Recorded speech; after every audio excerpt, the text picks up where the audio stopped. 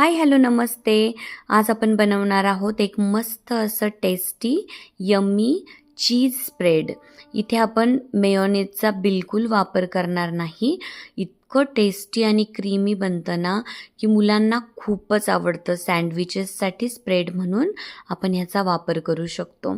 तर यासाठी मी इथे घेतलं आहे जवळजवळ 50 ग्राम पनीर आणि 2 टेबलस्पून एवढं बटर, 2 चीज क्यूब्स आणि चिली फ्लेक्स, मिक्स्ड हर्ब्स, काही लसूण पाकळ्या आणि कोथिंबीर.